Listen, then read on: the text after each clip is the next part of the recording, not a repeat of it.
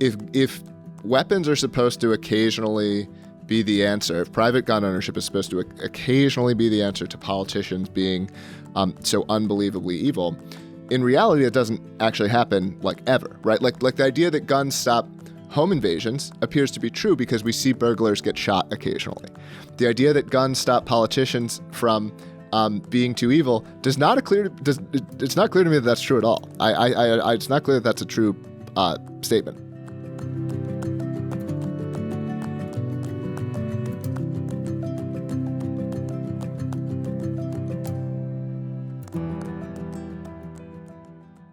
This episode of the Free Cities podcast is brought to you by Veritas Village.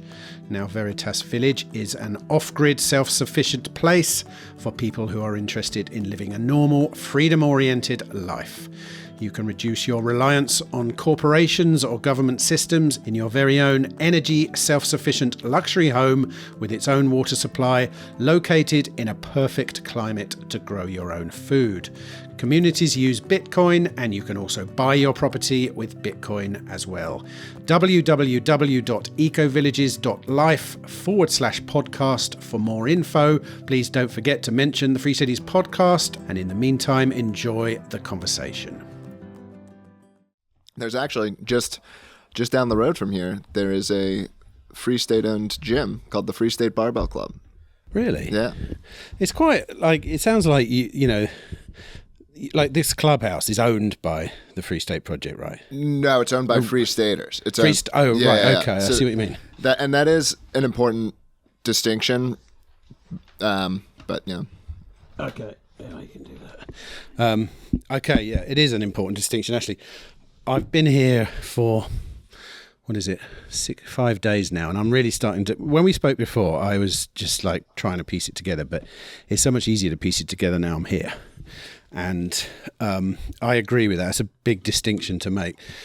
The Free State Project is far more decentralized than probably a lot of people would guess. That's exactly right. Right. Well, I now know that. I've really sort of seen that.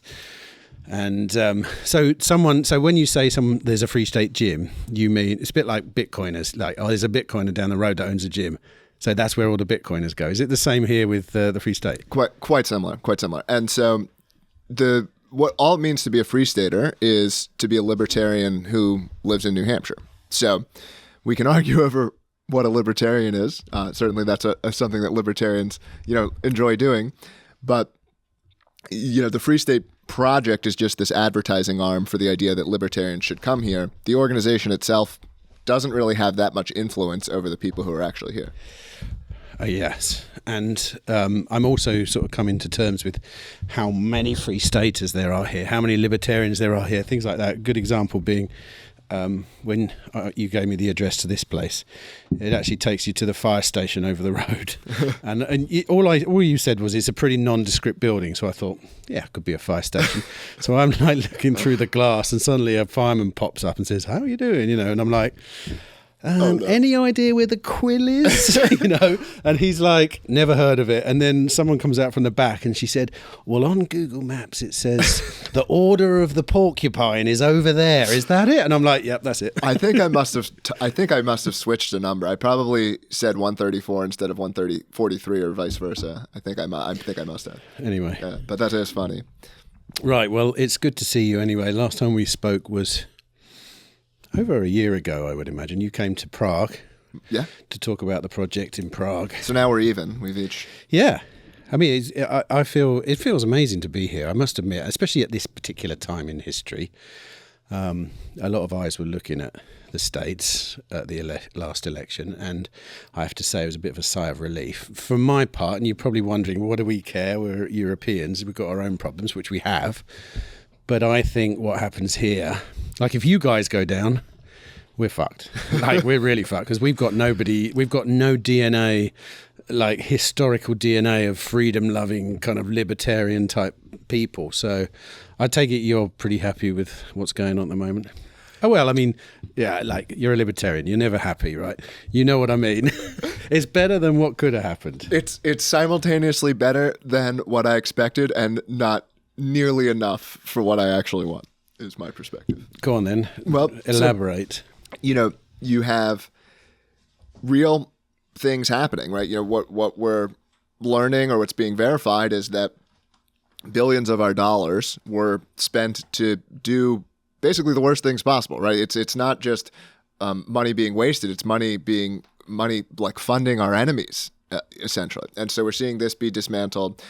We're seeing bureaucrats who inhibit innovation, who inhibit progress, losing their jobs. We're seeing ideas being floated, like eliminating the income tax. Like, we're seeing libertarian type things being pushed by Trump and Musk and Vance and Vivek and these other people. At the same time, the spending bill, that was passed just yesterday or a couple of days ago, increased spending by $300 billion. There's no real movement to cut entitlements. And, from the perspective of what I would ultimately like to see, maybe we're getting a couple percent of the way there, 5% of the way there.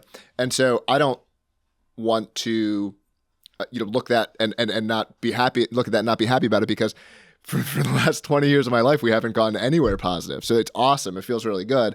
But I think it's also from the perspective of free city folk as well as free staters, we want to keep our vision for what we want in mind. And how close is Trump and Vance and all these people going to get us there?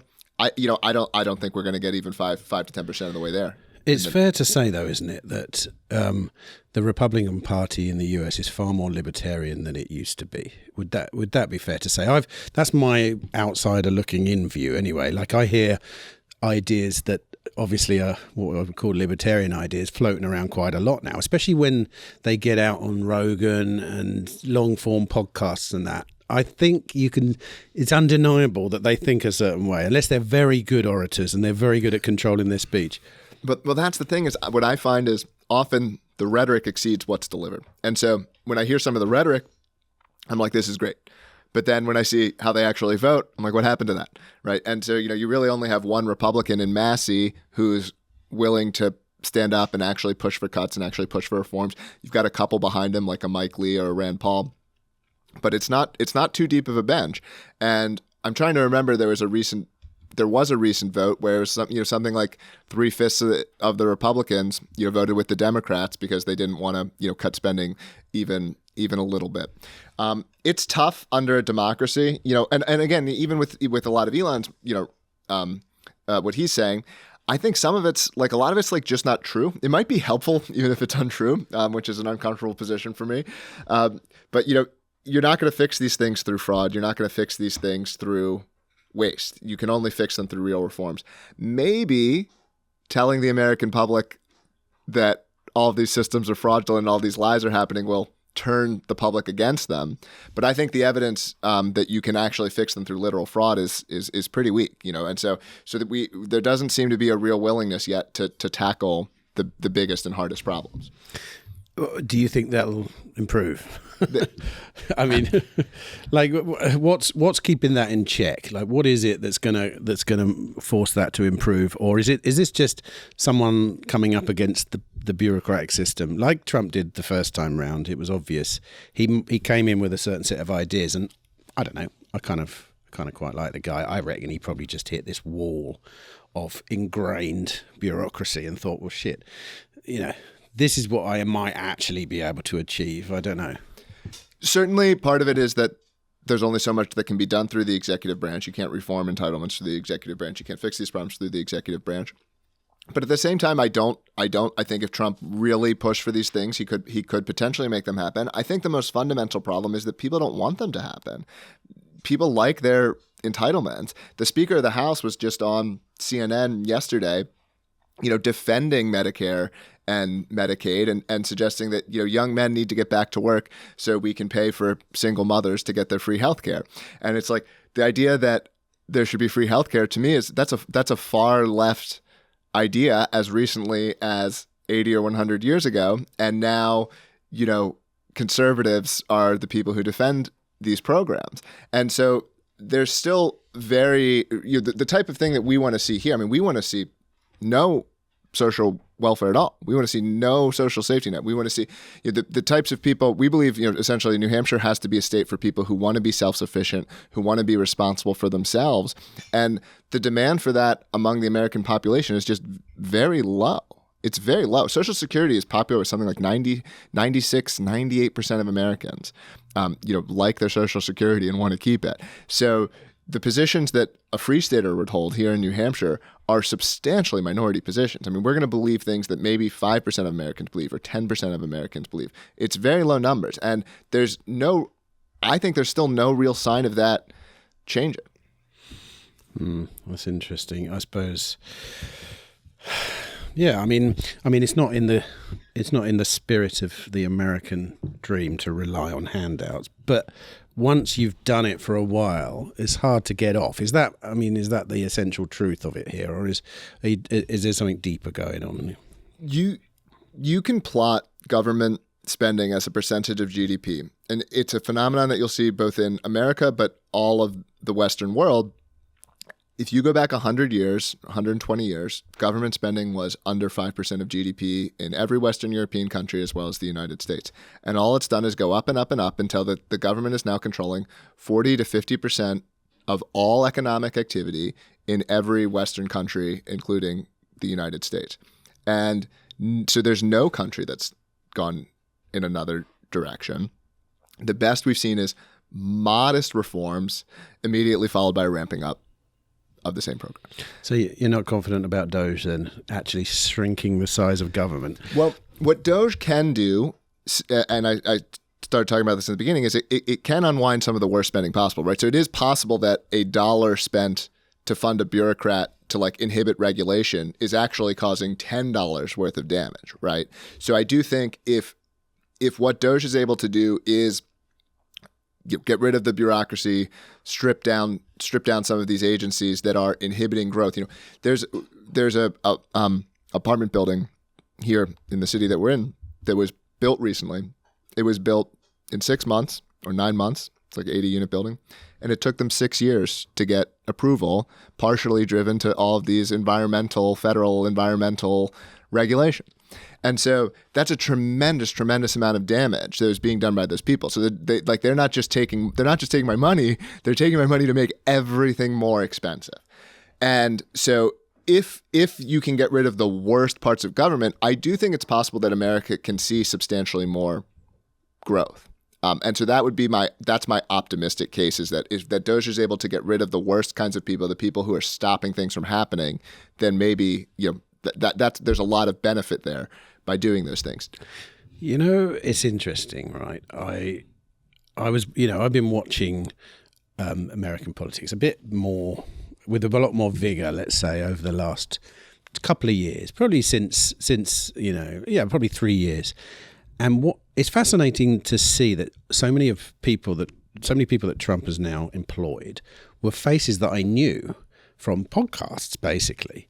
And then Elon and sort of people that Elon knew and all this kind of stuff. And something about me is very suspicious of that as well. It's almost like it's too good to be true. Like I remember watching Tulsi Gabbard 3 or 4 years ago on, he was Rogan or someone like that. And I thought, there's a nice lady. She'd be good. And then it's so-and-so, and then it's so-and-so, and then it's so-and-so. And now they're all working for Trump. I feel a little bit unsettled. I'm looking around going, wait a minute. If this is a bit too good to be true. If I was to create a dream team out of what I know about American politics, it would have been these guys. So I don't know. Am I being too paranoid? What's going on? And Elon especially. Elon is basically trolling at the highest level, even with the word DOGE. When I saw that, I was like, dude, we are in a simulation. I must be creating this myself, because there's no way that could just happen by mistake, that he would get into a position of power in the government and then call a department DOGE. And it's like, what's going on? You've heard about the enforcement arm is going to be called the FAFO division. So is it? That's but what will that stand for in that context? I forget what it was. I just saw it on another. But I get it. He's that's the kind of guy he is, right? But that's so unusual to see at a high level in government, especially American government, because it all seems so serious normally. It does unsettle me a little bit, and I understand that that's probably because it's all brand new, but it does make me think as well. It's almost like if I was trying to convince someone like me that change was coming in an underhand way, I'd do it this way. I'd do it this way and it wouldn't happen, basically. Well, I think he's a much bigger reason to be optimistic than Trump is. And there's things to like about Trump, but Trump, I think, has always been much more driven by optics than sort of reality, whereas Elon is a very reality-focused person. You don't make rockets go to outer space unless you really focus on physical reality and literal reality. If you're a salesman, if you do real estate deals, projection and building these kinds of things is much more the space of what you're in. Not that there's not realities there as well. And so I think, Trump was often very happy just having, as long as the optics were the way that he wanted, he's satisfied. And I think that's actually partially why he why he hires everyone from Fox News. But I think with Elon, you got him putting together a whole sort of shadow or parallel government of 160 IQ autists. And I think these are the people who can actually do the detail-oriented work, that it takes to, reform these things. And so we're seeing already with all these executive orders, repealing these things, fixing things. There's a new one just the other day about environmental reviews are now going to be limited to 6 months. And so we're not going to be able to see these environmental, Trump could have done that in his first term. He didn't. And so we're seeing much more detail-oriented, serious stuff happening, and I would credit Musk for and the new sort of administration as being responsible for that. And I don't see that. Trump is certainly going along with it. It's not clear to me how much of that is being literally driven by him. You mean he's the kind of guy that surrounds himself? Trump's the kind of guy that surrounds himself with good people, and he looks good. I mean, what I think is quite astonishing about Elon Musk is how he actually finds the time to do any of this stuff. Like, that makes me deeply suspicious as well, because I know some superhuman people and they don't come across. I mean, he doesn't strike me as being one of those guys, apart from unless he's stuck something in his brain with a chip in it or something. He probably has. I mean, he's working on that, But so it's interesting that you're positive about him then. For the most part, I do wish. It's always for me, nothing's ever perfect. But I think the thing that I dislike the most is I think he is frequently sort of, I don't want to say he's like spreading misinformation, but he doesn't seem to be quite as focused on the truth as is my sort of personal preference, I think. But maybe if I were to defend it, I would say, maybe what he's doing is simply necessary behavior in a democracy. But I wish he would signal a little bit more a sort of serious level understanding of these issues. Like, he clearly through X is he plays a lot to the MAGA base, but a lot of what the MAGA base likes is not really based in reality, and so I still would like to see a little bit more of a really serious, systematic understanding of some of these things. But he seems smart enough that he must be doing this kind of stuff. Like, you don't run the kinds of business he's run and had the kind of success he has if you're not capable of doing these kinds of things. So that to me is sort of, I don't know how to square those two facts. One way of squaring them is he's playing to the public and being sort of more serious behind the scenes, and that could be. Well, he's also a troll, don't forget, and every troll wants more and more access to people, and he is now. He's probably the highest level troll in the history of the world. Really, he must be. Totally. But I'm also a troll, I mix trolling and serious substantive analysis, right? Because I like both of those things. I think Musk likes both of those things as well. But what we see in his public persona is like mostly the trolling stuff and not as much of the serious stuff. Let's talk about trolling then, because since I last saw you, you've been an internet sensation, right? And the reason I say internet sensation is because people I know who have no interest in any of this stuff saw that video of you basically sticking a finger to some FBI agents at your home. And I mean, I don't know what the numbers are now, but it's something outrageous. Is it 50 million views or something? That's right. The video is seen by 50 million people, and I have a couple 100,000 people paying attention to me on X now, which I never would have expected. Right. Well, obviously, unlike probably most people, I went into it to find out why there some FBI agents at your house? Well, they never told me. So, I think like it's the burden's got to be on the federal government to say why they're coming by your house, because I think they want a kind of chilling effect around, well, hopefully not with the new administration, but I think the previous administration wanted to create a kind of chilling effect around online speech. But then again, right, and since I've been in New Hampshire, I've interviewed a few people. Bonnie was one of them, whose husband is currently serving 8 years in jail for selling Bitcoin. And when I looked into that one as well, I saw an extremely heavy-handed authoritarian way of dealing with it. It was totally unnecessary. There was 50 fully tooled up, soldiers basically, going around someone's house who I know people. He could have knocked on the door and he would have come to the door and talked to them, But it's almost like the guys in power here, and I don't know whether this is all over America because I'm not experienced enough, but I was shocked by the degree to which there was this tank coming down the street in a little rural avenue, and they were putting, kind of something through the smashing windows and stuff like this just to get a guy who's selling Bitcoin on fast Bitcoins or whatever. What's that all about? Like, and why? Like, and same with your case. It's like, what's that about? Sending around the FBI, to sort of like go, and they were kind of muscly guys, Well, American police have become fairly militarized, and they take these raids as an excuse to bring out all of their weapons and all of their toys, and they don't have enough reasons to deploy them, and so they deploy them against citizens. I think it's abhorrent. It's unnecessary. It's wasteful, and it's wrong. But it is something that's fairly common across America. In your particular case, let me tell you what I think I know, and you can tell me what the truth is. So, although they didn't say why they came to see you, it's probably easy to sort of like pontificate that it's because of a tweet that was tweeted about Kamala Harris. When I read it, I think the tweet was, anyone who murders Kamala Harris would be an American hero. I looked at that and thought, that's kind of trying to make a point. Well, I never said that though. Right. Okay. So, but presumably someone put two and two together, and there are a number. That post was made by the Libertarian Party of New Hampshire, which is kind of famous for taking a trolling approach to New Hampshire politics.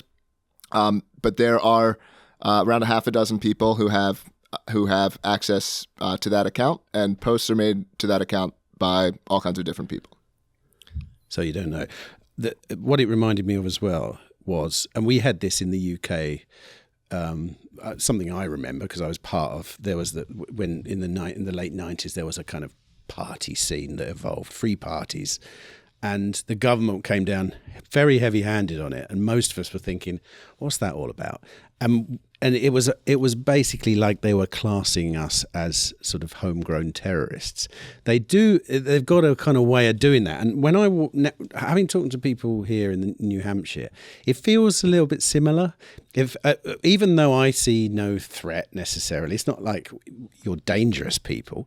I suppose your ideas are potentially dangerous, but the way it's being dealt with is very much completely out of character with what's actually happening now. Well, we are winning here in New Hampshire through the sort of what would be considered legitimate ways. We go and we win elections. There are 100 libertarians now elected here that are in the state house, that are actually cutting taxes, that are actually cutting spending.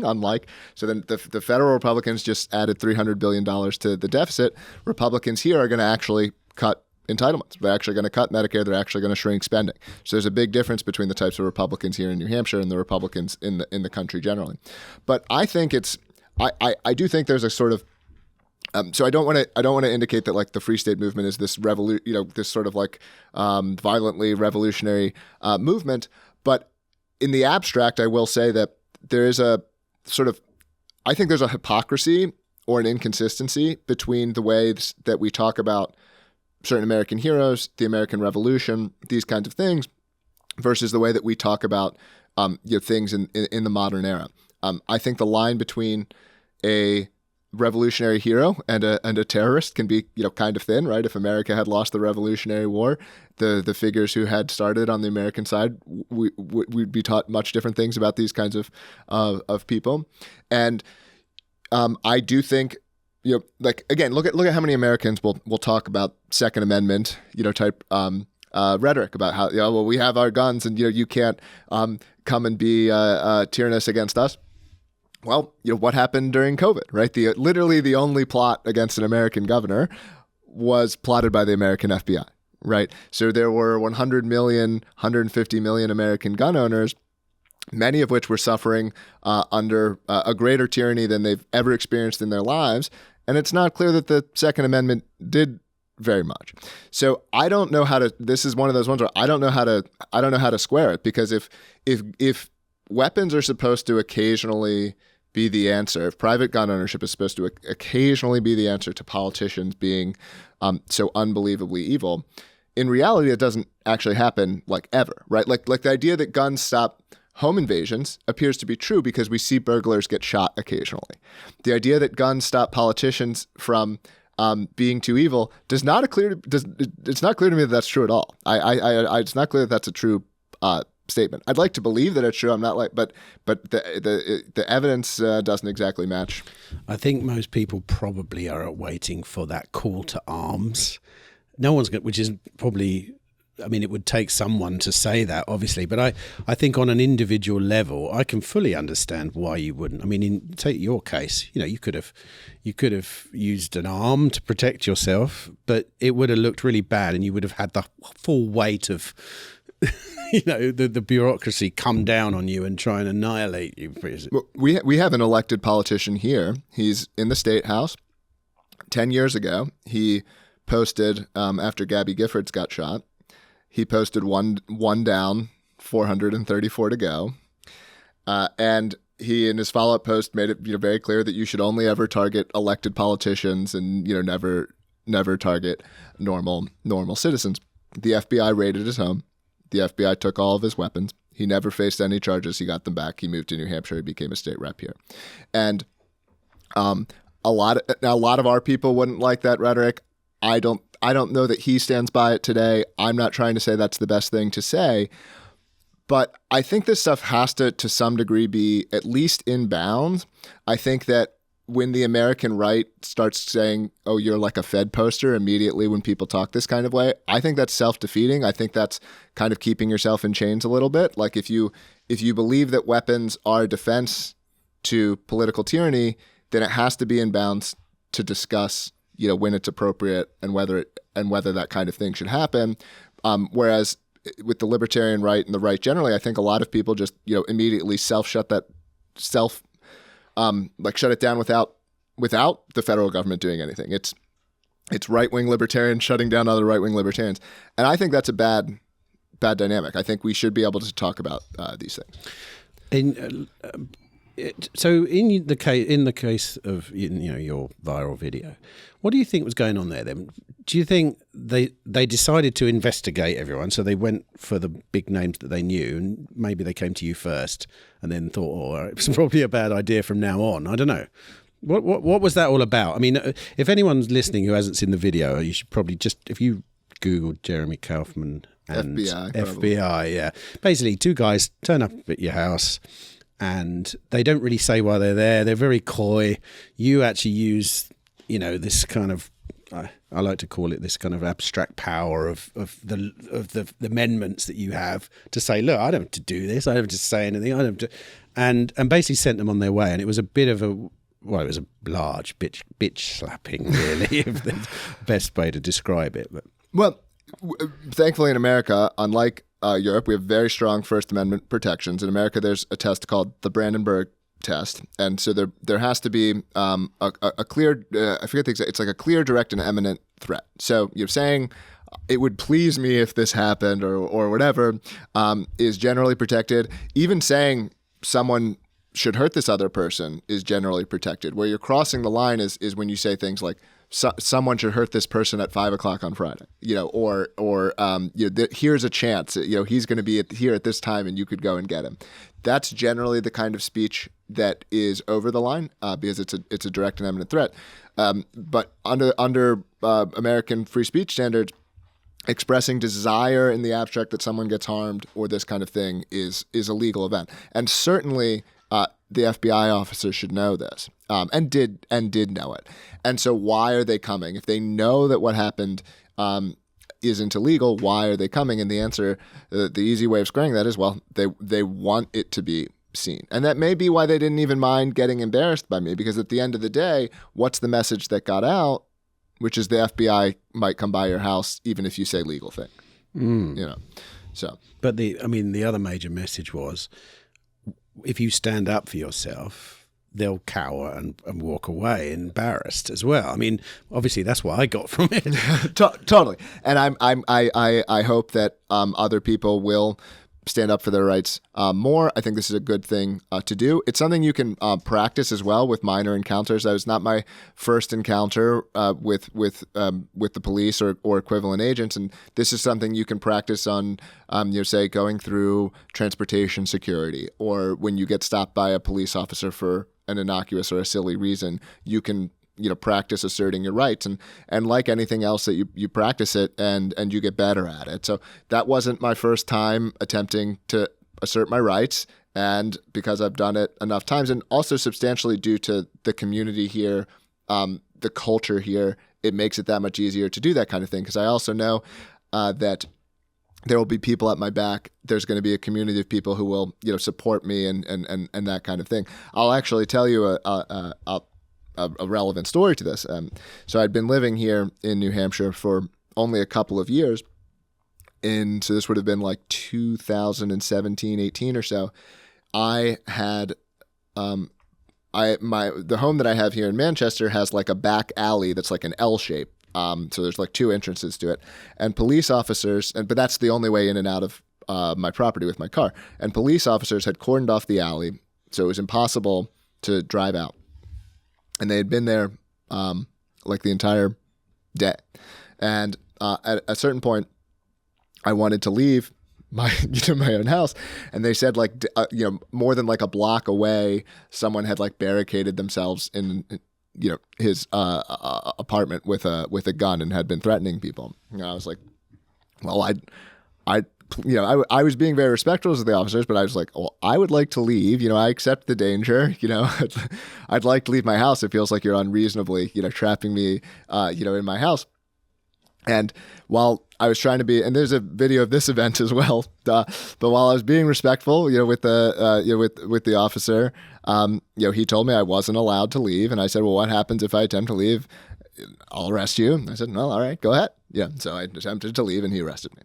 And there were a dozen people, who show up at the police station an hour later to come and bail me out. And there's an attorney who's willing to represent me pro bono, and they dropped the charges, and nothing came of it. But it's a culture here that's going to encourage that kind of thing of standing up, to these kinds of absurd acts.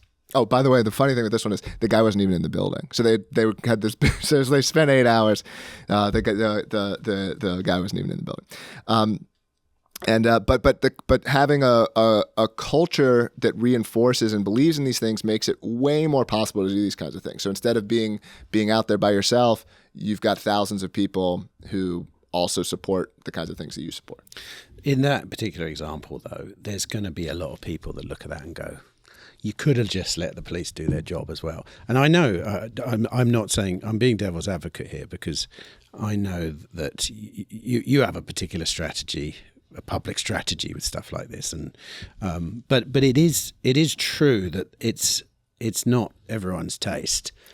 And so I'm much different from at least some libertarians in this regard. I know my beliefs are unusual, but they're mine, and I believe them sincerely, and that's enough. And the thing that's really affirming about being here is there's thousands of other people who hold similar beliefs. And so to me, I don't care about libertarianism being correct, and that will offend some libertarians, but I don't.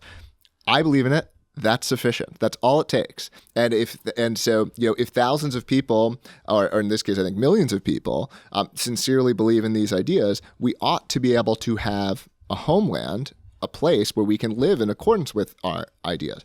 And that's certainly why I find the Free State movement so exciting. It's why I find the Free City stuff so exciting. I mean, because basically I see libertarians as something like a dominated people. We have no space on the entire planet where we are allowed to live in accordance with our values. And but what's worked in the past for dominated minorities, well, you come together, you stand up for yourself, and you say, we're going to create a space where we can live in accordance with our values. And so that's, I think directionally, that's what libertarians have to do, whether it's the Free State movement or Free Cities or some other strategy that's in line with this.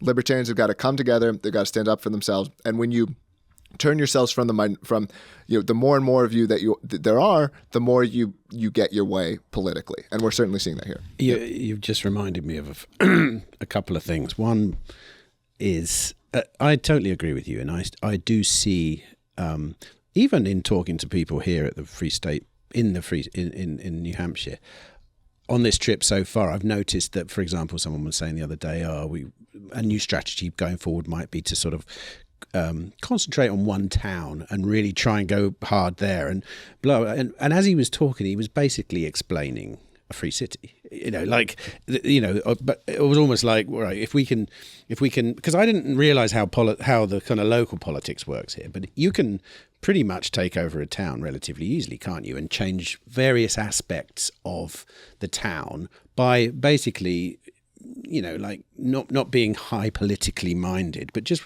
getting on the board of governors for the school, getting on the zoning board, getting on the this, that, and the other, And the other interesting thing that has come up so far in talking to other people is that within New Hampshire, the Free Staters are starting to sort of divide into their sort of cultural pockets, which is also a free city thing as well in a way. So you get the ones that are really concerned about conservative values and families, and then you get the kind of more edgy ones.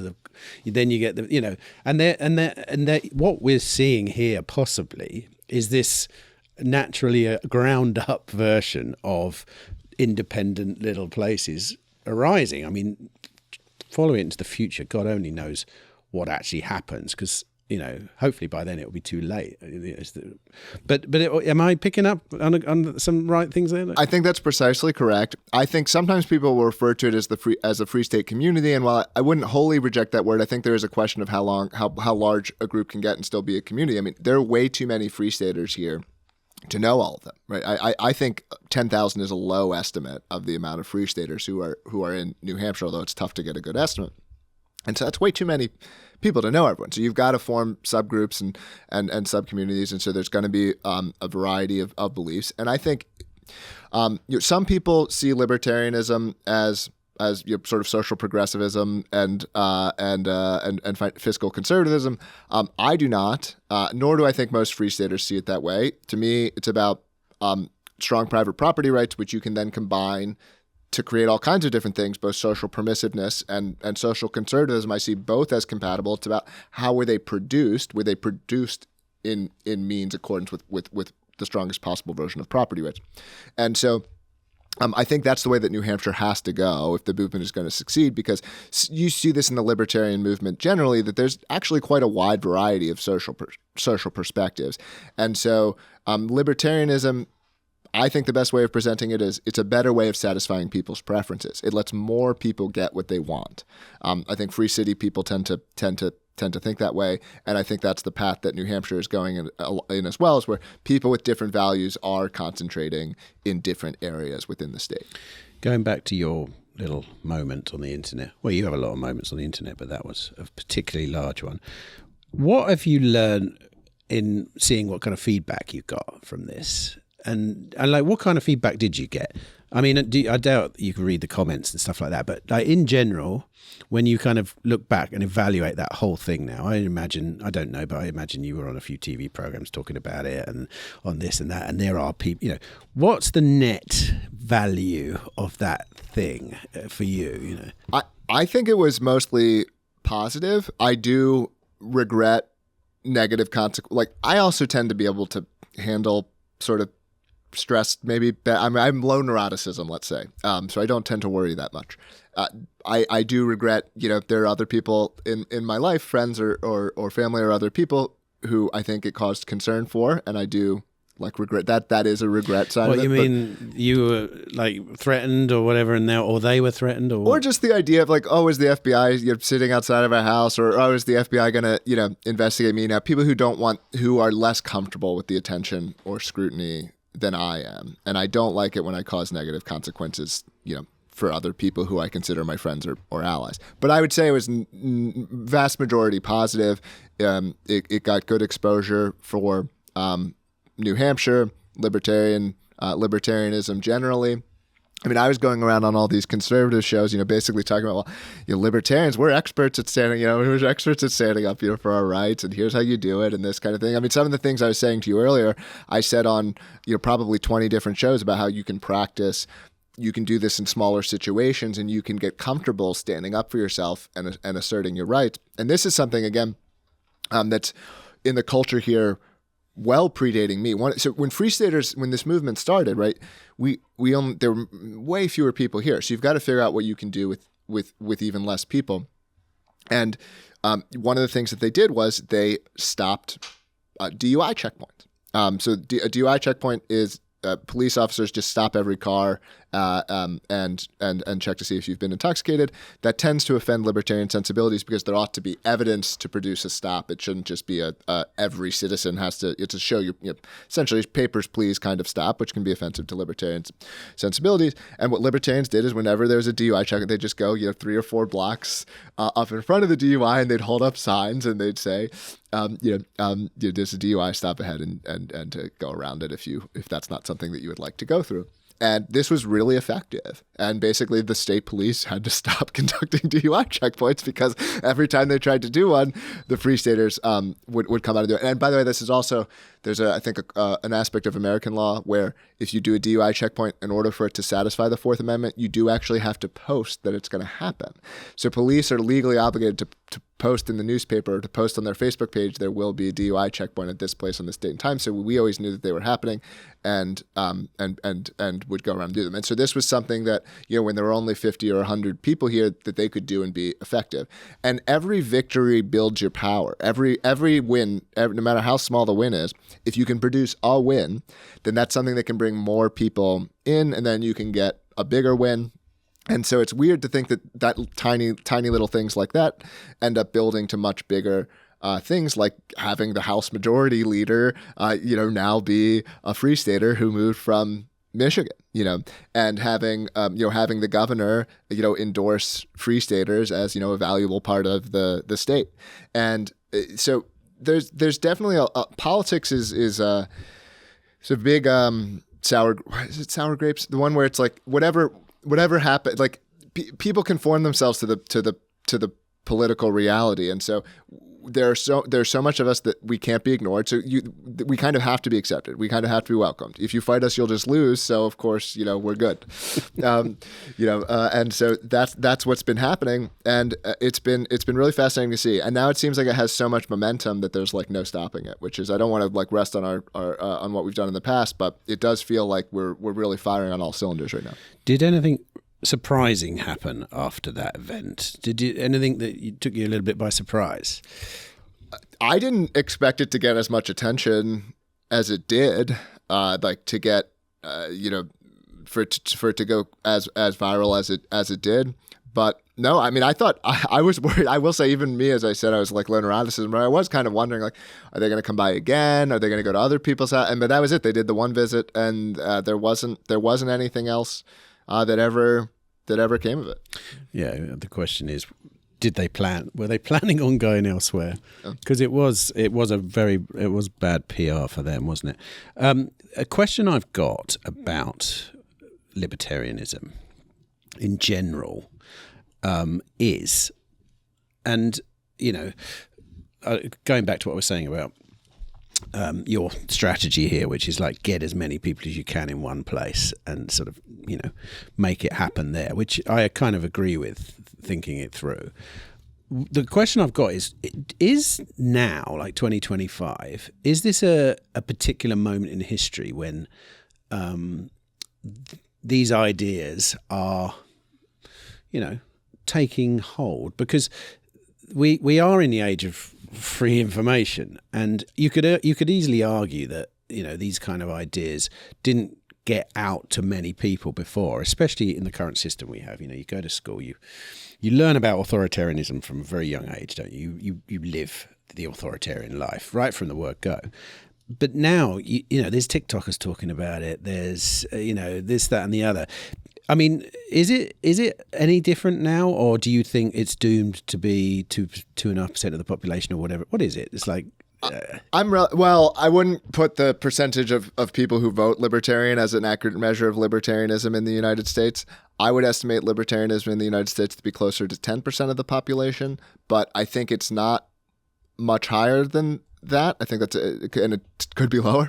And I actually don't think it's going to change very much. I think it can move up and down around that number because there's certainly a number of people who are sort of agreeable. Like there a lot of people just take the average of the positions that they see. And so if the news or the TikTok videos or whatever are talking more libertarian, you will get these sort of drifting type opinion havers, which is probably the normal perspective. They will represent more libertarian positions, but it's not a sincere belief for many of these people. And I think that I'm kind of skeptical. I don't like to be a downer because I like optimism and I like optimistic people. And so someone who really thinks they can achieve something, I don't like to be the guy going around saying you can't do that. I tend to be like, yeah, go get it. Do your best. I hope you win.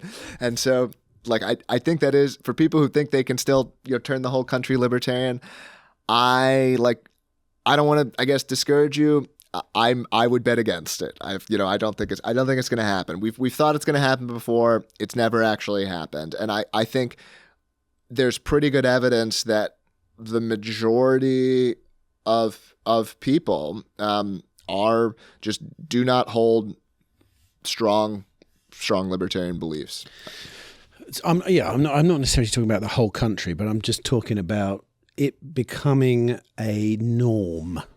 And I'll give you an example because in my world, 5 years ago, no one was framing inflation the way that people really genuinely, say, yeah, government spending causes inflation or printing money causes inflation. It always used to be something else. And that is a direct result of some people saying it on the internet and then it becoming a kind of public meme. And then it's now kind of out there. Like, my father-in-law mentioned it to me the other day as and so I don't know. I'm wondering about not everyone, but I'm just in general, even just standing up for your rights on a day-to-day basis, like what you're talking about, that is something that can become commonplace, right? Yeah, maybe it would be helpful to try to talk about whether concrete things will or will not happen. Are people more aware of inflation? Probably. Do I expect to see free banking in the next 4 years? Absolutely not. Do I expect to see, any meaningful reform of the Federal Reserve? Probably not.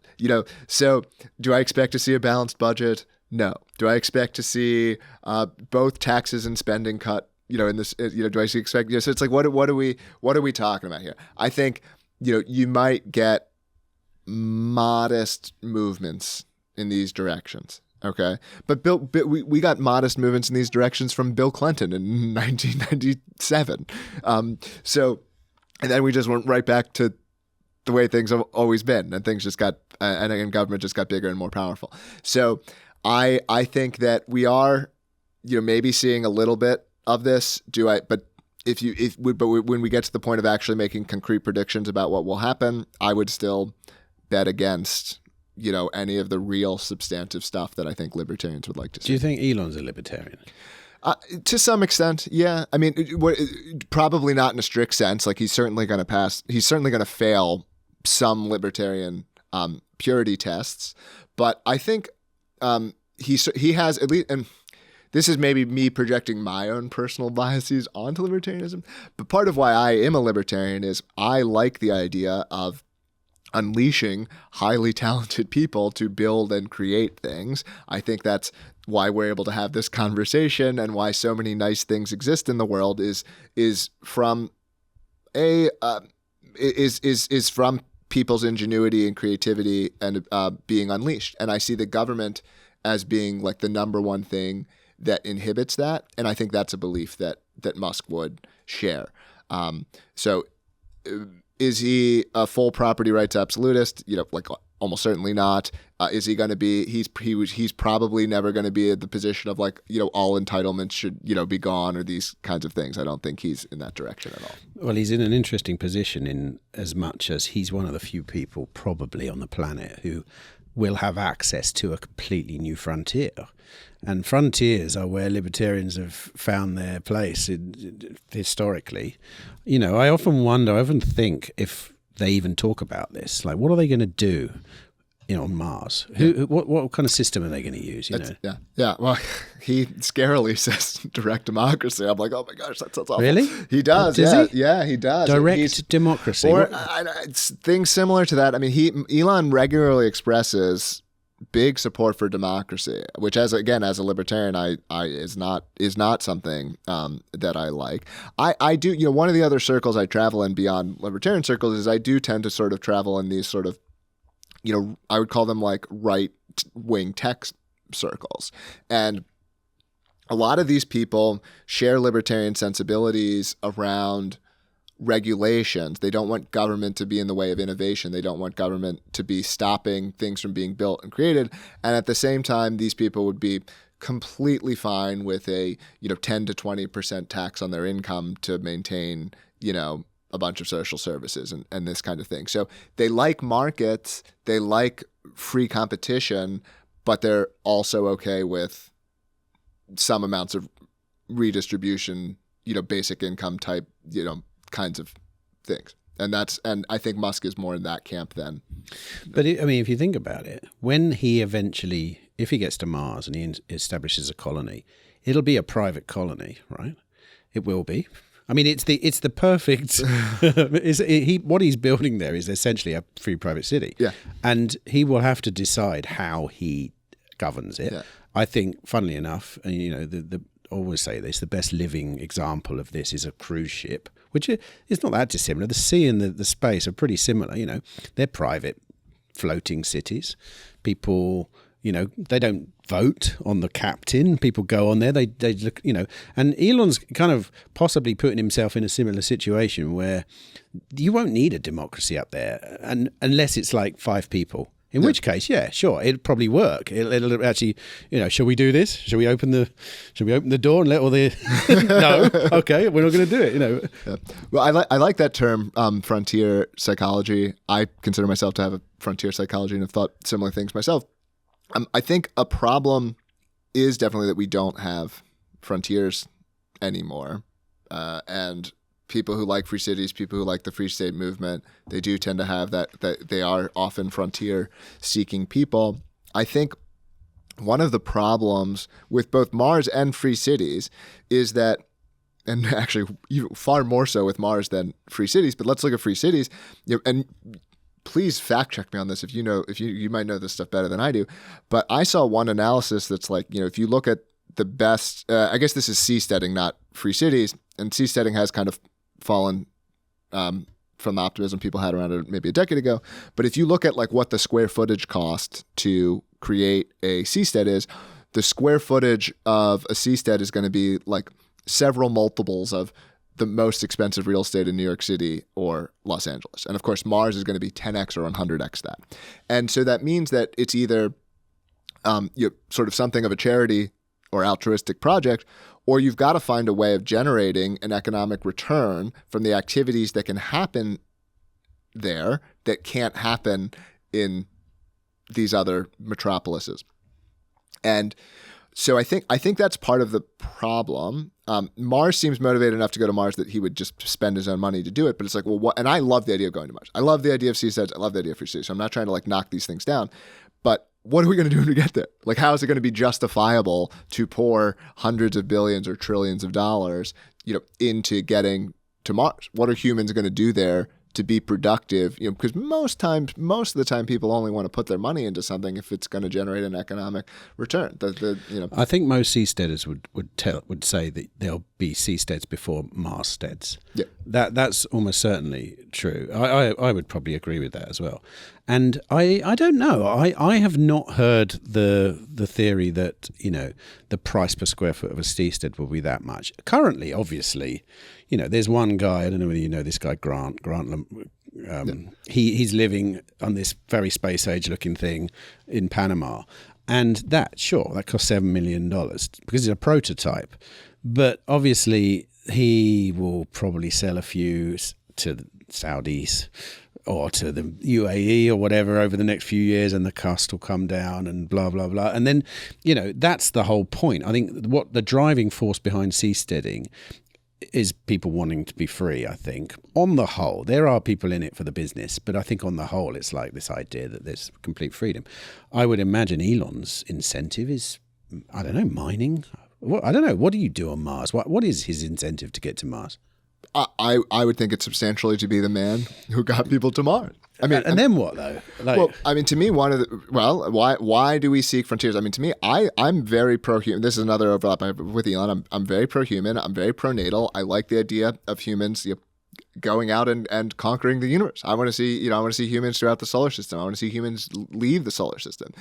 And so for Musk, I imagine part of it is I'm the man who made that happen, more than anyone else, and he will be a hero to humanity for some time if it ends up being that humans go out and conquer the stars, and he was the one who did more than anyone else to transition us through that phase. Why do humans, why does someone free climb Everest? Why does someone, or that's the wrong mountain. Why does someone, why do people do these things? To be the one who have done them. That's a very fundamental, aspect of being, human. And I have some of that psychology, myself. And to me, I've also, I've also questioned myself less as I've gotten older. Well, I feel this way about it. I don't know. I just like it. To me, I've viewed more and more of my preferences as like, similar to like, there's similar aesthetic preferences to like, why do I like this food? I don't know. I just do. I have an urge to do these things, and that's just part of who I am. And I no longer even care to examine it further than that. I just accept it. I think you're right. Yeah, you're right. It's because you can. Like, why do we go to Mars? Because we can, unless Elon's got this space tourism idea. By the way, he obviously hasn't. I bet I made like a bunch of seasteaders like angry with my analysis. So I welcome your fact checks. Please correct me. Please educate me. Look, dude, I was very skeptical of seasteading in the beginning, and 130 long form conversations later, I think it will happen. It will happen. When it happens, nobody knows, but it seems so obvious that it would happen. And part of the reason I think it will is because, like you say, what's the incentive to build these kind of floating places? There's plenty of businesses which benefit from this. We see a version of it in Prospera, which is a land-based version. Companies are going there who can't do business elsewhere. And if you've got a big free city just off the coast of California that does plastic surgery, and it's like or I don't know, some kind of new techniques that aren't allowed anywhere else, of course you're going to do it. Or, you see it with many industries, gambling, and not that it's the best industry to do it, but those kind of things will fund this without a shadow. And that's what you have to find. And that's actually one of the things, the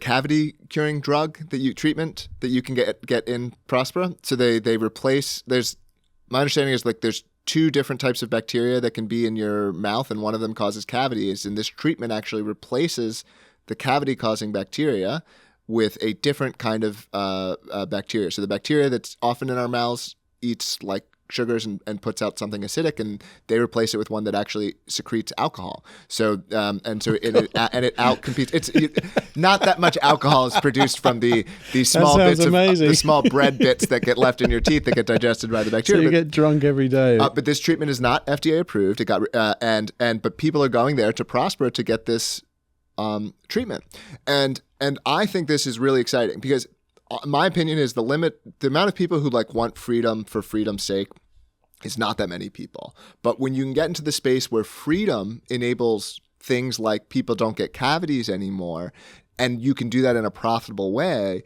now you're really onto something. Because now you've created something that can grow and reinforce itself.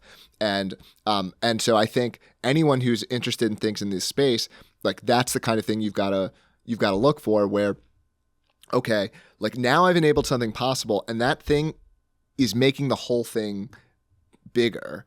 It's so every person, like, not only does that person have a good experience, but it's actually bringing money. Presumably, it's actually bringing money in to prosper.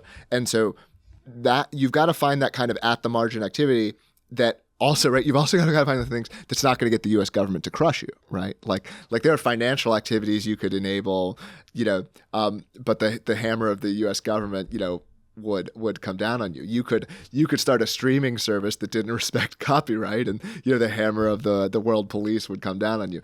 Also the free market would come down on you in Prospera. I think Prospera as an entity doesn't want the bad press of someone coming in, say, doing anti-copyright stuff. Yeah, or so.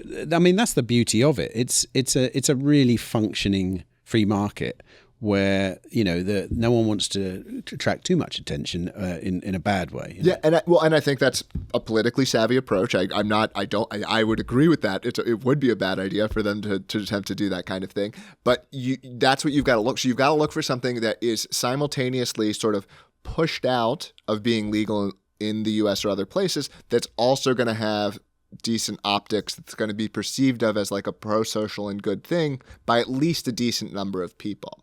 And that's the sweet spot. That's what all of these entities need to be looking for. It's a same analysis actually applies to blockchain, by the way. So it's like, right, a blockchain is an expensive database, right? It's a database that's actually worse than other databases in a lot of ways. And so what are the kinds of things that we can build on top of blockchains? Often it's things like Polymarket, where, yeah, sure, like Las Vegas would be happy to run prediction markets. They can't. Suddenly via Polymarket, we can do these things. And what made that possible was a blockchain. So we're using a more expensive database technology in Ethereum, but that database technology allows this service to exist that a lot of people want to use.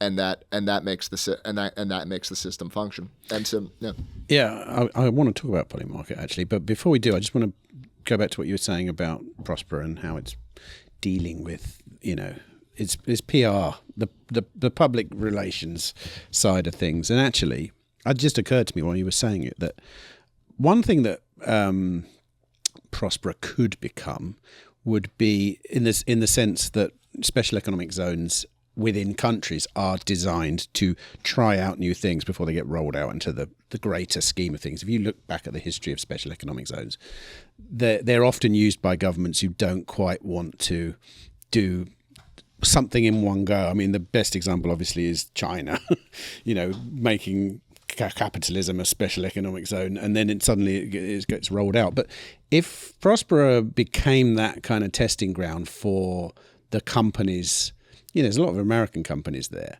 I could see that would be a much more favorable thing. It would be less threatening. It would be less of threatening, at least to the U.S. government, I think. I don't know. What do you think about that, man? Yeah, I think that's completely correct. They're similar to the Free State movement. They're undergoing one of the most ambitious possible ideas you could pursue. And they're starting with a kernel of something. It's like saying I'm going to create a software company. I'm going to get 1 billion users. I mean, you're trying to start a new country. It's really hard. And but similar, how do you start one little step at a time. And so what they've got to continue to do is, well, how many allies do I have today? How do I get that more allies tomorrow from where I am? How many major corporations or influential people are allied with me today? How do I just make that number go up? And as it goes up and up and up, there will be more that they can do without negative political repercussions, and they'll be able to do more and more. And as it gets bigger and bigger, they'll be able to do more interesting things. And so they've got to find the right stuff for the sweet spot of where they are today, and just kind of keep nurturing it and keep trying to grow it. Unfortunately, where they are today, communism's knocking on the door. And we were talking about this off camera, but it's a very interesting time for the most famous free city project in the world, or there's a couple of them, but really Prosper's the most famous. And that is, if they manage to make it through this particular time in the history of their city, it'll be amazing. This is a test bed for a number of things that are going on. This is they were the first in anyway. Now they're the first having all these experiences. And funnily enough, over the last 6 months, there's been a new round of investment in Prospera. There's currently a lot of very high-profile libertarians visiting Prospera. I think Tom Woods is there right at the moment and things like this. So, it seems like a strange time to double down when you've got your host government basically repealing the law that allows you to exist. But nevertheless, like, something must be going on. I mean, it seems that everyone's pretty confident that the government might change at the next election, and that things may carry on going ahead. But the market is showing us that people don't seem to care in the slightest. Yeah, that's good to see. And I did hear that future Free State resident Tom Woods was there in Prospera. Future Free State resident. He is on the record saying he's going to be here once his kids get a little older.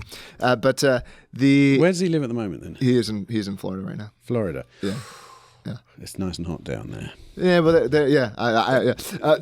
there's a sort of anti-fragile effect to these kinds of things, where so long as you survive the attack, you're likely going to come out stronger on the other side, and there's no getting to these large sizes without some setbacks and without some challenges. So, if Prospera, even if not that this is like literally what's happening with the current fight, but you could imagine some kind of fight with the government and it consumes 30% of their resources. But if they live through the fight, even that loss of 30% is actually going to make them stronger. The government's going to be more intimidated to challenge them the next time. People are going to see, hey, this thing can make it through a fight. And so you see the same thing with Bitcoin. You see the same thing with these kinds of things. And so, obviously they have to make it right. That there's the if of, you have to survive the challenge, but if they survive the challenge, they will be way stronger on the other side of it. And I think there's a very good chance that they do. I'd argue that in the case of Prospera, it's the idea that will survive.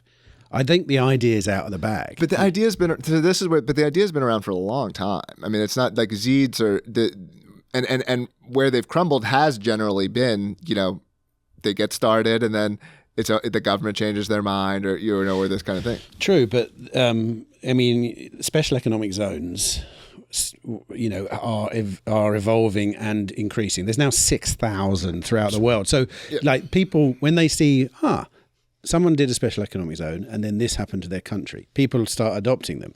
I think the idea will keep pushing itself up constantly. Totally. It's inevitable, and the world has become so. What's the word? Stayed. It doesn't change. Like, the world is ossified. Yeah, ossified. That's a good word.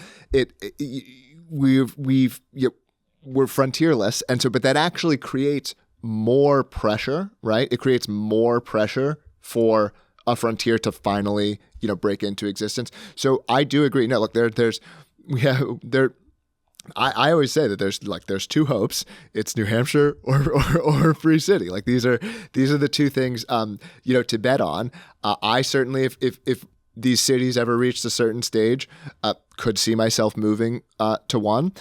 I'm here in New Hampshire because it's the best option available for me, for my family, that I can do right now. And also, the nice thing about New Hampshire is you're really at least not giving up anything. Like, as an American, you're only really getting, like, this is America plus, right? So I'm not making this big sacrifice by going first. The Free Staters who came here 20 years ago, I think they made more sacrifices. Coming in now, today, you're just stepping into this all awesome stuff that's already been built by all the people, before you. And so there's a nice aspect of that. But yeah, this is it. These are the only options. These are the things to be rooting for. Well, unless you say we're frontierless. I was just wondering, when you said that, is this now the modus operandi of free people? Try and all amass in one place and try and create a change. Because obviously you could say that historically we do have new frontiers. It's space, and it's not that far away. It's probably 30 or 40 years away, maybe. So in the grand scheme of things, this new frontier is presenting itself to us just in time for the fact that there's no frontiers left on the planet. I'm never very confident in projections, that far out in the future. Could that happen? Maybe, but this is something that can happen today. I think while I'm very pro going to space, I think living in space is going to be awful. Yeah, me too. For I'm not going to do it. Time. I don't expect to ever go to space in my lifetime. Earth is going to be here for a long time, and it still makes sense. Even if you're very pro space, it makes sense to be looking for these places where we can do these kinds of things, today. And so whether that's the best possible free city, or New Hampshire or something else, I think these are absolutely the thing too. And actually, this is something that's going to happen generally. And this is a kind of weird aspect of social media, where social media has allowed us more and more to self-select into like our own tribes, where we tend to we're enlightened people who I assume consume wide varieties. The audience of this show is enlightened people, but other people who aren't us, they tend to self-select themselves into these kinds of tribes and only consume information from certain channels and reinforce certain things. And you see it as this worldwide kind of thing. Like you can find like rednecks in Russia, who are into like American redneck, culture and this and we'll form these bonds, and then it will. I mean, this is sort of Balaji's network state idea, which is very adjacent to all of this stuff. Balaji Srinivasan. And we were saying it way before that, don't we? Oh, I know. He did. I'm very upset he didn't give us credit. We're the OG network state, Balaji. Someone clip this and send it to him. New Hampshire's the OG network state. We should have been in the book. But because it was an online, a bunch of people promised online to move to New Hampshire, and that was how it. In fact, started. It's better in a sense because the contract, or not the contract, but the idea was a concrete place and time. A lot of, as far as I know, at least, most network states are just in the sign-up stage, and the barrier to entry to sign up for a network state is literally just tick a box. How do you know who's coming?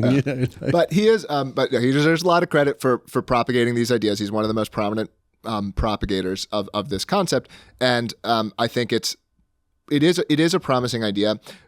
I tend to take positions that I tend to think people's philosophies and perspectives aren't as variable as some others do. I think there's some amount of variety to them, but I see myself as like something like a natural, libertarian. Like as soon as I got a taste for the ideas, they had great affinity to me. I liked them tremendously from a very young age, and clearly other people didn't and don't. And the same experiences that made me a libertarian would have no effect on them or even turn them off of being a libertarian.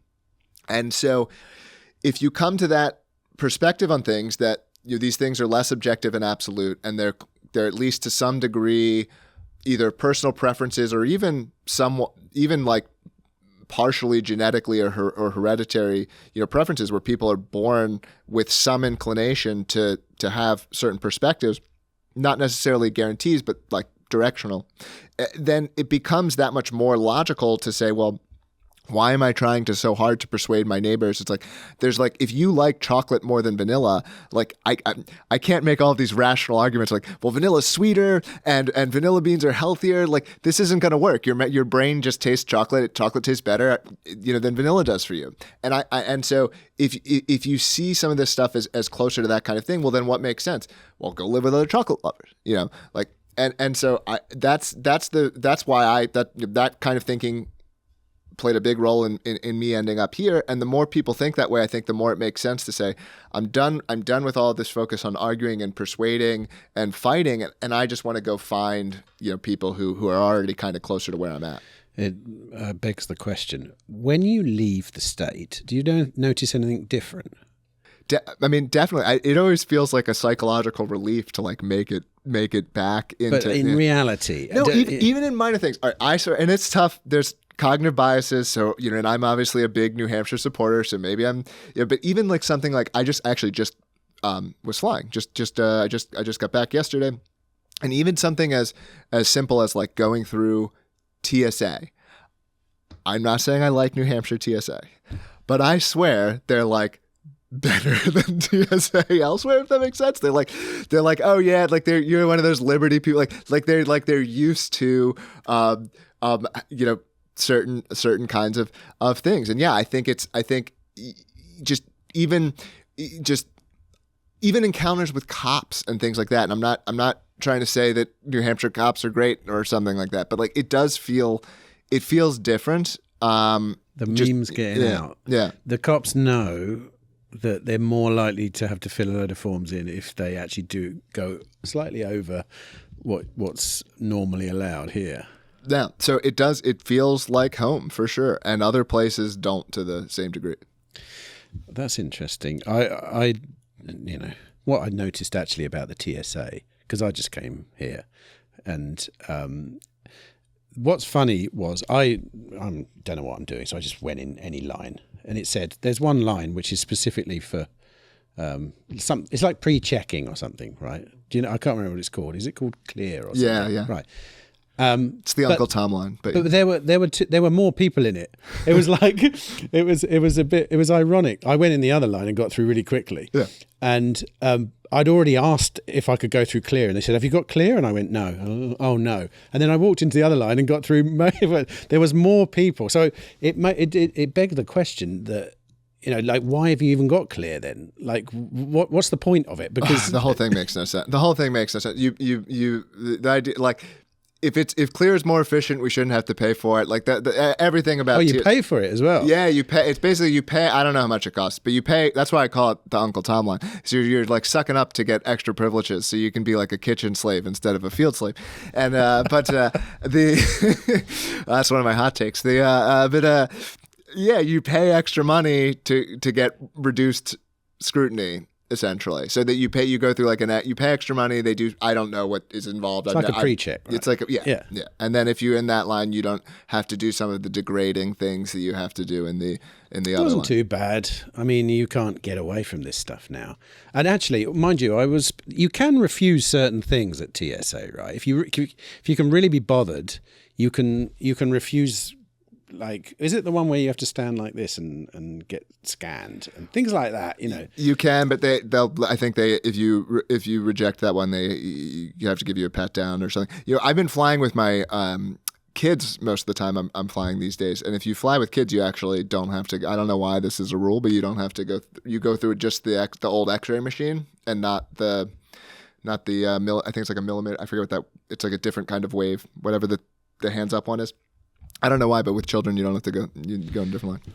It's probably due to X-rays or something. But it's all absurd. I mean, but this is an example of one of those things where it's like people get so much hope, and it's like, okay, the executive branch could like fix all of this stuff tomorrow, and just government is so sclerotic and nothing changes.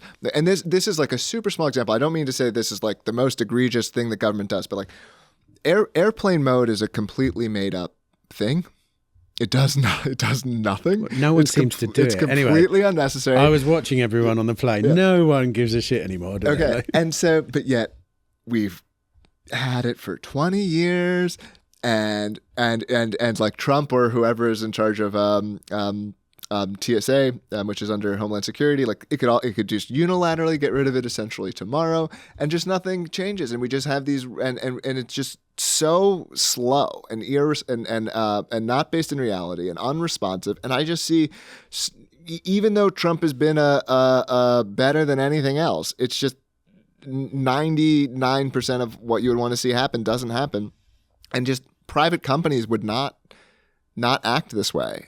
And here's the other part. It's like most Americans are just so accepting of this stuff. Going to the airport can be one of my more depressing regular experiences, because it's like people just like gleefully, take their beating. And of course we suffer, and there's a sense in which, of course, like the income tax is more offensive than TSA, but TSA is like a really, like, it's very visceral, it's very real, and it happens all the time, and other people go through it, and it's like, it clearly bothers me, and other people are just like, not only does it like not bother them, they're like borderline like happily compliant.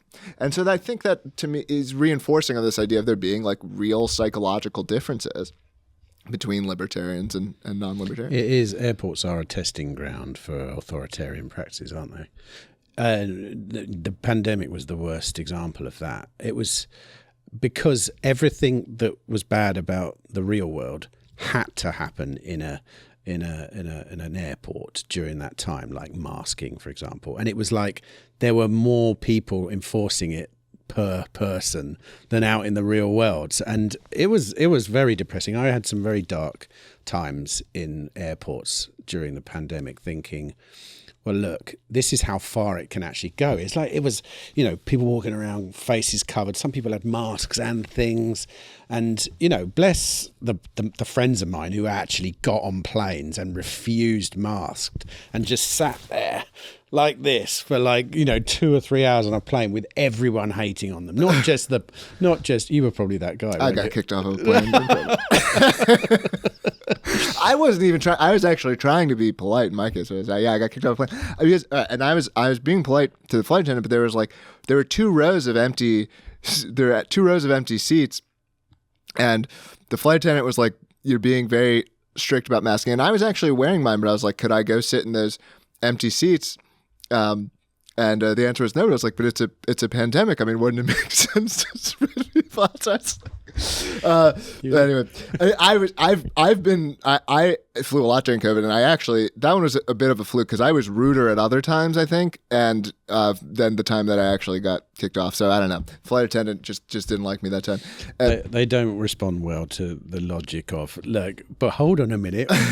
When we get off the plane, we just take this off, right? So what happens? But COVID is a great example of everyone just kind of goes along with it. Whereas if you look at people here, the vast majority of us didn't take it. It was in this very room that we're sitting in, quite possibly eating on the very table that we're using right here. There were 20 people in this room in April of 2020. I actually wasn't brave enough at that time, but by May or June I was. Of that, we had Pork Fest in 2020. So the summer of 2020, there wasn't a single libertarian event, even libertarian event, held in 2020. Every other libertarian conference in America was canceled. We held Pork Fest in the summer of 2020. We had over 1,000 people, come out to our event. There's a daily dinner or a monthly dinner party in this building that we're in. It's been going on for a long time. There wasn't a single month skipped. And was that against the law at the time, or was that just against what was recommended? I think here it was just against what was recommended and not actually against the law. Certainly, yeah, it was just against what was recommended. It wasn't against the law. Well, I mean, the funny thing is that during that time, most of the oppression was coming from your fellow neighbours and stuff, unfortunately. And it's actually a very compelling oppression. I feel it a lot more because at least if someone in an authority position comes to you, you feel like you got a fair fight or you've got something to fight. But when it's someone who's coming at you with, even if they're completely wrong, which they often are, they're not coming at you with malice. They're coming at you with, you should do this, I think that's a really important thing to think about for libertarians. This is something I fight with some of the open borders types. You mean you actually think about it? Well, no, this idea. Okay, this is low agreeableness. This is an interesting. High. Well, I'm high openness, low agreeableness. Like Very like much. many libertarians. But if we could imagine let's imagine like your ideal government policy during COVID, right? Like that is like the government's not doing any of the tyrannical stuff that it did. And to be honest, some of that happened here. As much as I'd like to talk about how great New Hampshire is far from perfect. But imagine like the best possible policy.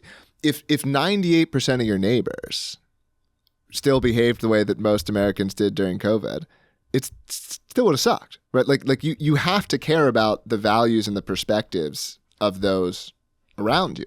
And I want to live in a place where like the values of freedom and liberty are the dominant values. I want them to be the dominant values in my society. I don't want them to be minority values.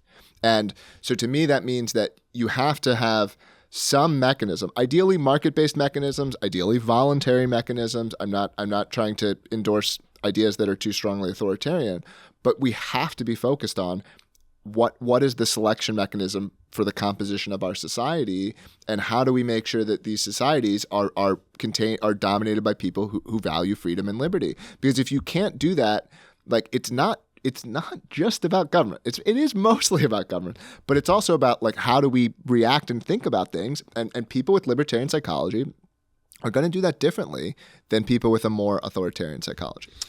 I think there is some data out there on and I'm not a fan of ideological communities up until this. Most of them fail within 7 years, I think, when you get a group of people that come together.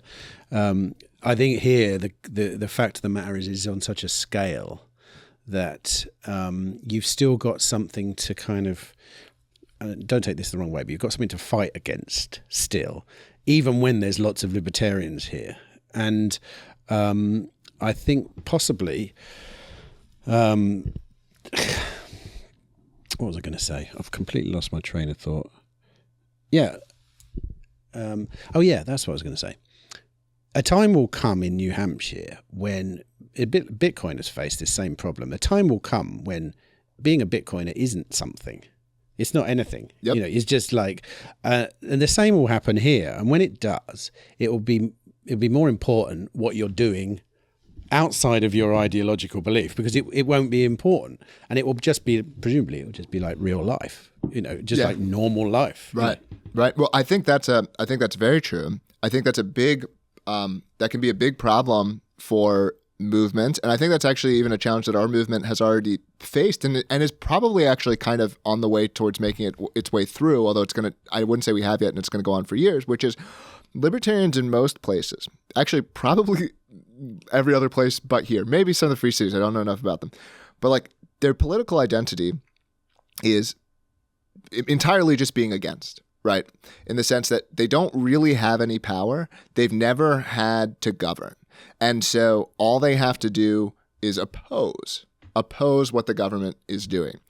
Here in New Hampshire, we really are part of I'm collectivizing the work of others. To be clear, I'm not a state rep. It is other people who do that hard work, and they deserve a bunch of the attention. And we should maybe come back and I can talk about some of them. But because there's a bunch of great people here. But we now have to actually govern, and it's not sufficient to be against. We have to come up with positive visions. We have to say, this is how it should work. This is how a noise ordinance should work in a city. Maybe it's not a noise ordinance, whatever. But there are real life problems. How are the roads going to get built? How are we going to deal with?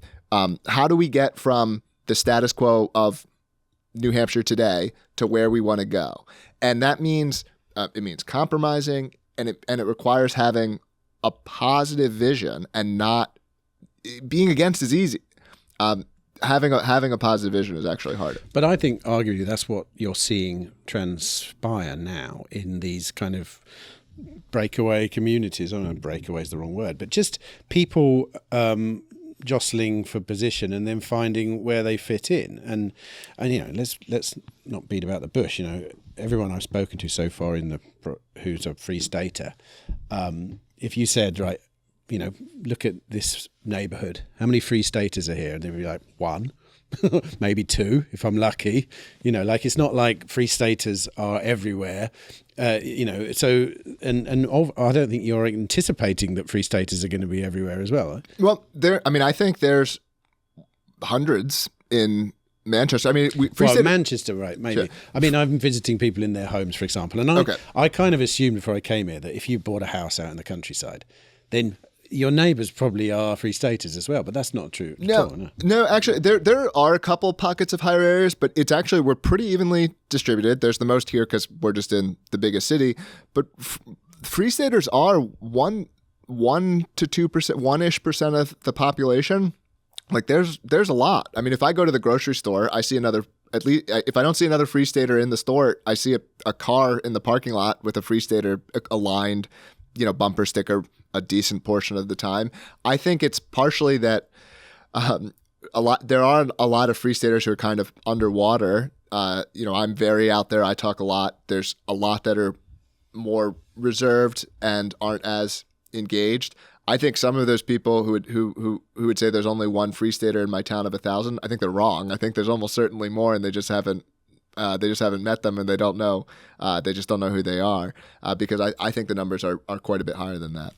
Is there any ideas of independence in the long distance future? Is that something that free staters ever talk about? Oh, absolutely. There's a New Hampshire independence group. We actually had a secession bill get introduced. 13 state reps voted for it. It's certainly not popular yet, but it absolutely gets talked about. And I think it's something that should continue to get pushed. Whether it happens or not, it's very useful to push it, because I think so much, certainly as the movement continues to succeed, more and more of the problems, not that we have plenty of problems to solve at the state level, but more and more of the problems that remain are going to be federal issues. And so how do you deal with that? You've either got to secede, or you can threaten secession and extract concessions, right? So we'll secede unless you let New Hampshire opt out of X or Y. And I think this is more of what we need to do. We need to continue to push federalism. We have already banned state cooperation with federal agencies in a number of areas. So, for example, state police officers are not allowed to cooperate with federal agents on federal gun crimes. So a state cop can't assist if a federal agent wants to invest a gun crime in the state of New Hampshire. The federal agents have to do it themselves. They can't tap local resources to get help. And so that's far from secession, but that shows that's nullification, and it shows that that's on the path. And so the more you nullify, the more you can push for opt-outs and carve-outs. Does that maybe lead to an independent New Hampshire one day? Maybe it does, maybe it doesn't, but directionally that's where you got to go. What about the police, though? I mean, have you got Free Staters in the police? That was actually, I remember, and this when I was talking to you about this transition from being the critic to needing to do things. We do have, I don't want to name them, but we do have at least one Free Stater I know of who is a police officer. There was there was one who wanted to become a cop, and it was caused a whole fight among people who had different opinions about that. I mean, I'm of the opinion that absolutely we want free staters to become cops. I mean, this is part of why I know, I used to sort of be more of the classical liberal tradition, and I still directionally align a lot with classical liberalism. But one of the areas that I've sort of fallen away from and become sort of a post-liberal or whatever you want to call it is, I think that it's inevitable that systems need discretion. This idea of clear, objective rule of law, I think is not possible. I think it is absolutely not possible to achieve. And so any functional governance, private, voluntary, that's fine, requires discretion in its enforcement of rules. For nerds, I'll point to a great paper called Crystals in Mud and Property Law, but I'll give a simple example, which is there are, and this is something Europe is much better at than America. In America, including here, it's almost always against the law to drink in public parks. This is a law that exists mostly to stop vagrants and bums from drinking in parks who cause problems. This isn't really a sensible law. You don't want to stop a couple from having a picnic and drinking a bottle of wine. That's not who the law is targeted at. The law is targeted at a certain class of person who drinks and behaves a certain way. But the reason we have to write the law that way is because there is it's very difficult to write an objective rule that lets a certain kind of person drink and not let a certain kind of person drink. And so the only way, and there's other analogous kinds of things here, what you actually want is people who share your values, or to adopt a neologism that's come out of AI and LLMs, you want people who have similar weights to you, and you want people with similar weights to have the discretion so that they would make judgments similar to the judgments that you would make. And I think this is the only way you can. We can still. I'm not. This isn't a full argument against objective law. Seeking objective law is a good thing, but there's going to be at least some areas where you need subjectivity. And once you're in the area of subjectivity, it means the people who are tasked with being subjective, you want them to be aligned with your values. So the cops are the subjective ones. I think to some degree, cops have to have subjectivity. I think it's very hard to. And I'm not saying I'm not saying unleash 100 Judge Dreds who can do whatever they like either. But I think there's a certain type of psychology among libertarians that are really attracted to. I want this system to be as and I came from this. I'm arguing against myself of 10 years ago, so I'm not saying I think that these people are stupid or anything like that. I just think it's objectively true that you cannot achieve a perfectly objective system, and that there are going to be some areas where the best answer actually is a subjective system. Yeah. I agree with that 100%. But obviously, who's the subjective one? Like, that's the whole point. You know, with libertarians, right? Like, if the cops are going to have subjectivity, then the cops need to be libertarian. You trust a libertarian cop to be more than a non-libertarian. Well, yeah, maybe that. I'm not saying we shouldn't have skepticism of the cops. We can still have skepticism of the cops. The cops should have body cameras. We should be able to audit the decisions that they make. I'm not arguing for like unaccountable authoritarianism, but I think that what I'm arguing against is like full, clear, objective rule of law as a way of like being able to handle every societal issue and every societal problem. Something I noticed here, you're going to have to correct me if I'm completely wrong here, but yesterday I was out driving and I ended up in a pretty small town. I forget where it was. And I just went to park and I noticed how many signs there were telling you what you could and couldn't do.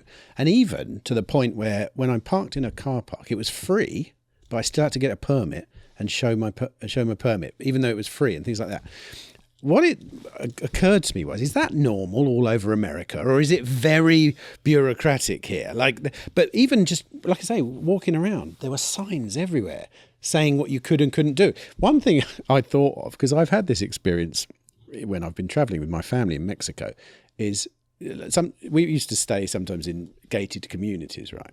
Because they were, it was great for the kids. You could just let them run around. But often you'd find gated communities that had a very strong presence of it's like the homeowners association. They were all old. And as a result, it was a nightmare. There were rules everywhere. You couldn't do that. There was seating around the pool and blah. Is New Hampshire a little bit like that?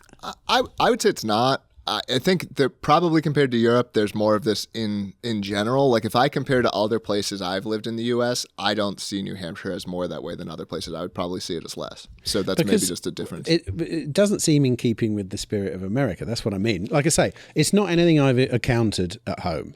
Yeah. Like if a car park's free, we'll just park in it. But in this car park, you had to get a ticket even though it was free. And there were signs everywhere saying... Where was it? Oh, I don't know. We'll talk about it later. It wasn't far from here. I was okay. I actually haven't come across that one specifically. I don't know. America varies a lot, and so states vary, and states... there's actually a decent amount of what kind of European kind of came here in the past, and New England does have a lot of Puritans, so we have there's still echoes of that Puritan culture, and the Puritans they're rule abiding people. And one of the things I like to observe when I travel is like to what degree will the culture cross on a red light? Essentially jaywalk. And no one jaywalks in Germany. It's not very popular to jaywalk in Germany. You go to Portugal, everyone will jaywalk. And so you can. There is a sense in which like people here a lot of them are like upright and moral people, right? Like they want and I think this is good. Like I think a culture, again, by the way, some of these opinions I want to be clear, like might be even unpopular among free staters. Like my take on post-liberalism, I'm sure plenty of free staters here would even disagree with that. But I think like, I don't like the idea that I want that a government should be bad at enforcing its rules. I want very few rules, but I want to follow them. I actually don't like breaking rules. I take my commitments, seriously. And so like I think like I'd say New England tends to be higher in scrupulosity than other regions of the United States. And so to me, I want few rules, but I want them to be real rules. I want them to be enforced, and I do want to follow them. Just reminded me, it was also driving through little communities. There were signs everywhere about not stopping, not parking, not this, and it just made me think that here are a bunch of nice houses and the homeowners all got together and said, well, we shouldn't do this, we shouldn't do that, and which is fine. Yeah. They can do that. But anyway, it was just it was an anecdotal observation. You do see it's the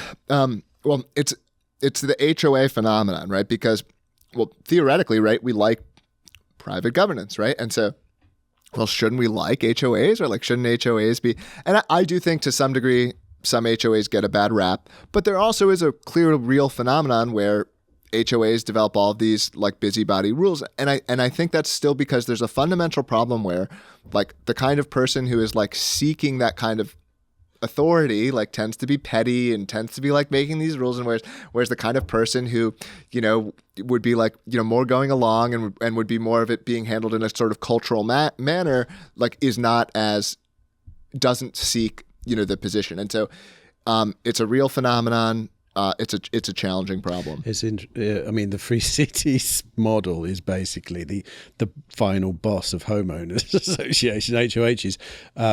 Theoretically, though, if people don't like the product, they'll move somewhere else. But, you know, I mean, arguably that's what's happening here. People like the product, they carry on living it. Yeah, but there's a great David Friedman quote, which is, "The best form of government is competitive dictatorship, like restaurants. So you have no say on what's on the menu and every say on where you eat." And I think that is a much better model. Most HOAs don't pursue that model, right? Most HOAs are mini democracies. And so you're still selecting inside of the HOA for the wrong kind of person. I actually do think you want strong authorities, and you want strong authorities in competition. And that's basically the best way. And to be clear, strong authorities in competition with each other will often produce outcomes that aren't internally strongly authoritarian. I'm not saying restaurants aren't authoritarian, right? That's kind of the joke, is you go into a restaurant, you're treated great, but you have no say in how it's run. I still think a better example is cruise ships. Same.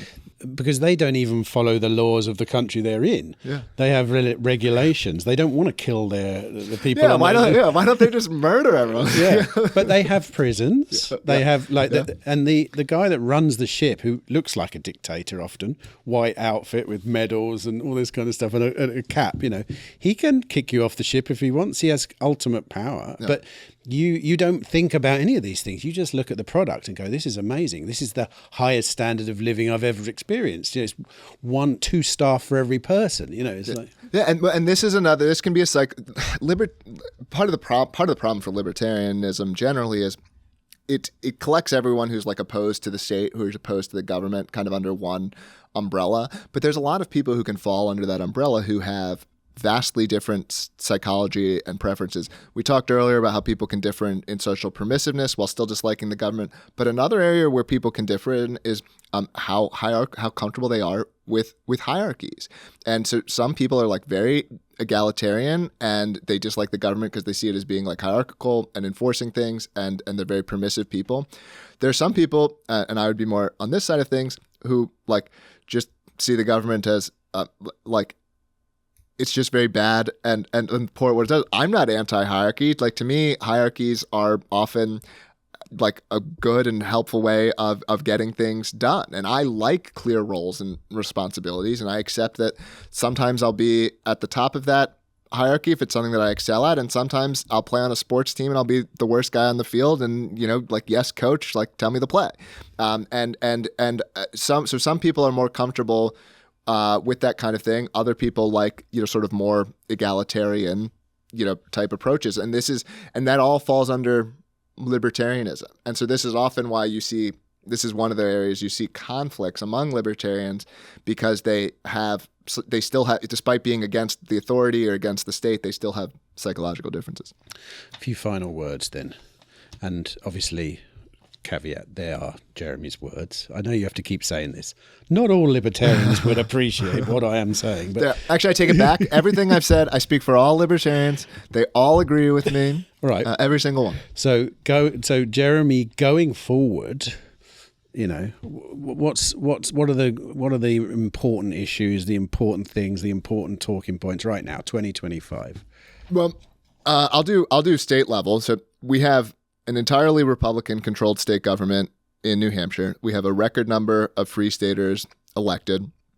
I expect to see the state budget actually shrink. I expect to see taxes actually cut. I expect to see school choice expanded. I expect to see nanny regulations repealed, and I expect to see some important structural reforms happen.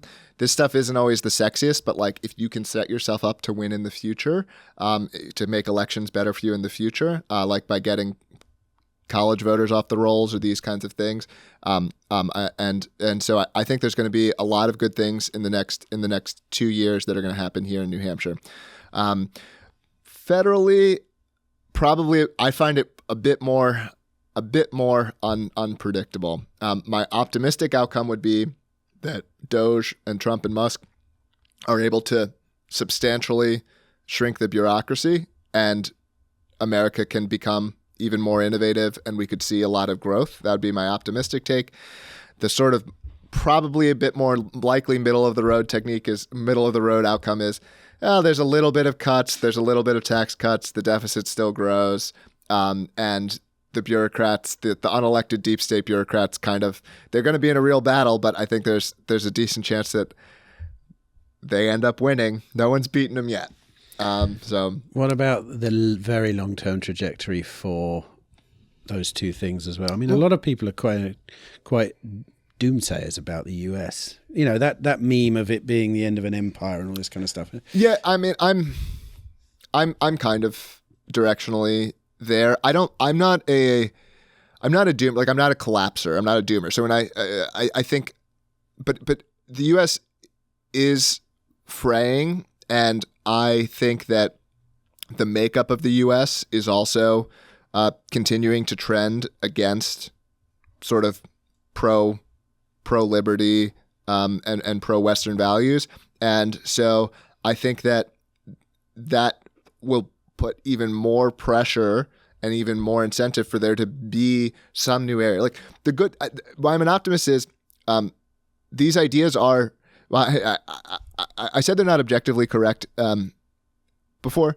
They're not, but they are objectively correct in one way, which is that they produce the most innovation, the most technology, the greatest things in the world to ever exist, like have been built under systems with these values.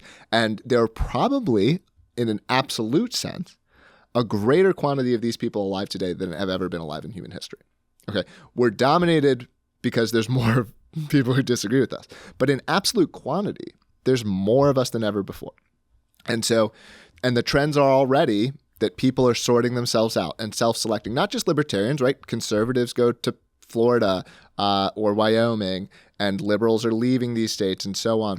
And so these trends are going to continue to play out. The internet's going to allow people to find themselves more and more. And we're going to see political reformations of one kind or another as this sorting continues to happen. So I think we will break out of this ossified, kind of status quo.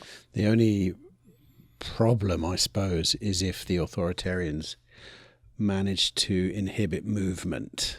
I agree with you. Like all the signs are pointing towards just like a general jigging around of everything. It's almost like creating the new borders of the world based on potentially, and I'm talking long term here, like hundreds of years, based on ideologies often. Like if you can succeed in this state, you're showing that it actually happens like that.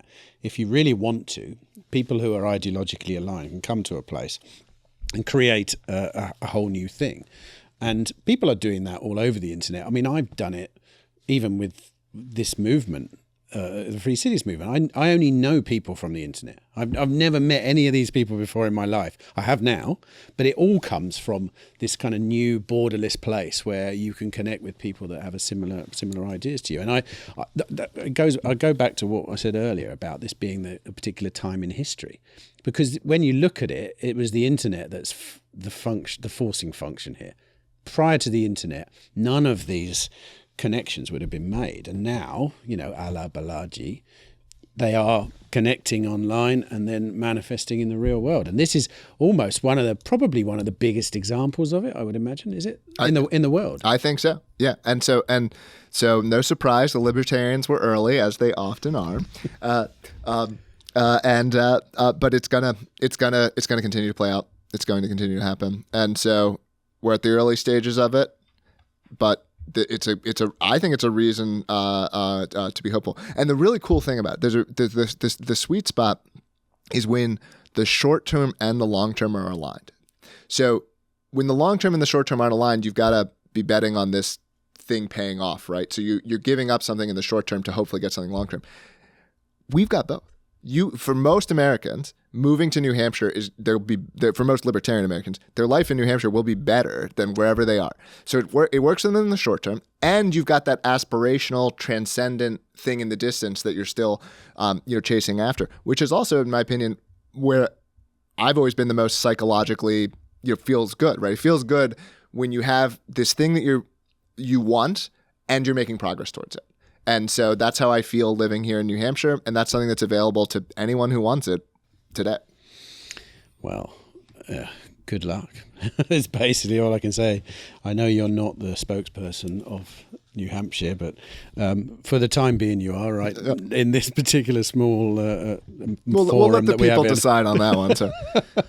But anyway, thanks for taking some time out of your day. I've really enjoyed it. Thanks for showing us the clubhouse as well. This is amazing.